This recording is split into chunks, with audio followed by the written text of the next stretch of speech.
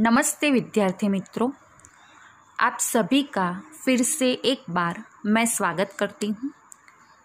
कक्षा 4 विषय हिंदी पाठ 4 वाक्य, इसकी आज हम समझ लेंगे। इस पाठ में हम ये समझेंगे और सीखेंगे कि वाक्य किसे कहा जाता है, वाक्य कैसे बनते हैं, वाक्य के अंत में कौन सा चिन्ह आता है। आज हम ये सारी बातें हम इस पाठ के अंदर समझेंगे और सीखेंगे। तो सबसे पहले कि वाक्य किसे कहा जाता है, तो शब्दों के व्यवस्थित समूह को वाक्य कहा जाता है। यानी कि वाक्य शब्दों का व्यवस्थित समूह होता है। वाक्य कैसे बनते हैं? वाक्य शब्दों के सही मेल और जोड़ से बनते हैं। जब हम एक दूसरे से बात करते हैं तो आपस में कई तरह के वाक्य बोलते हैं और अपनी बात दूसरों तक पहुंचाते हैं। जैसे हम सब खेल रहे हैं। वाक्य में सभी शब्दों का सही जगह पर प्रयोग करना जरूरी है ताकि हम उसका अर्थ समझ सकें। यानी कि वाक्य में जो शब्द का प्रयोग होता है उसको सही जगह पर रखने से ही उसका अर्थ हम समझ सकते हैं। अगर शब्दों को सही जगह पर नहीं रखेंगे तो वाक्य का अर्थ हमें समझ नहीं आएगा। यानी कि सामने वाला हमको क्या कहना चाहता है ये हम समझ नहीं पाएंगे। जैसे कि उदाहरण तौर पे मैं आपको समझाऊं कि गुलाब खुशबूदार फूल है, तोता गीत गाता है, कुत्ता घर की चौकी करता है। ये सारे वाक्य पर से हमको उसका अर्थ समझ में आता है। अभी वाक्य के अंत में पूर्ण विराम का चिन्ह आता है।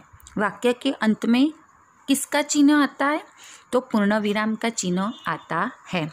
आओ विद्यार्थी मित्रों, हम कुछ वाक्य देखें कि वो कैसे बने हैं और उसके ऊपर से हम बहुत सारे प्रश्न और उसके उत्तर भी दे सकते हैं।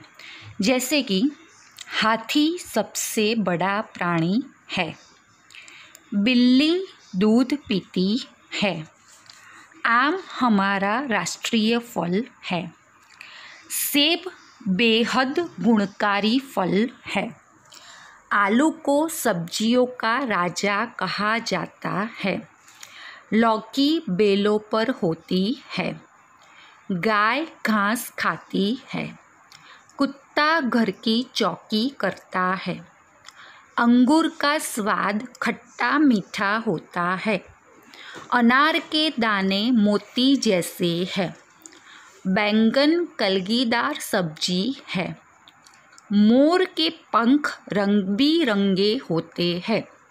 तो विद्यार्थी मित्रों, ये सब हमने वाक्य देखे जिसमें शब्दों का सही जगह पर प्रयोग हुआ है, जिससे हमको वाक्य का अर्थ भी पता चलता है, वाक्य का अर्थ हम समझ सकते हैं। और हर एक वाक्य के अंत में पूर्ण विराम का चिन्ह भी है, ये आप देख सकते हैं और समझ भी सकते हैं। तो अभी हमने ये सब वाक्य देखे, इसके पर से हम बहुत सारे प्रश्न बनाकर उसके उत्तर भी दे सकते हैं। जैसे कि हमारा राष्ट्रीय फल जो है, तो हमारा राष्ट्रीय फल का नाम क्या है? तो हमारा राष्ट्रीय फल का नाम आम है। कौन सी सब्जी को सब्जियों का राजा कहा जाता है? तो आलू को सब्जियों का राजा कहा जाता है। कौन घर की चौकी करता है? तो कुत्ता घर की चौकी करता है। कलगीदार सब्जी कौन सी है? तो बैंगन कलगीदार सब्जी है। किस पक्षी के पंख रंग बिरंगे होते हैं? मोर के पंख रंग बिरंगे होते हैं। तो विद्यार्थी मित्रों, मुझे आशा है कि ये जो वाक्य का पाठ है वो मैंने आपको समझाया। प्रश्नों के उत्तर, वाक्य किसे कहा जाता है, वाक्य कैसे बनते हैं, ये सब आपने शांति से सुना होगा, समझा होगा, ये मैं आशा रखती हूँ। अभी इस पाठ का जो बाकी हिस्सा है वो हम वीडियो भाग 2 में देखेंगे।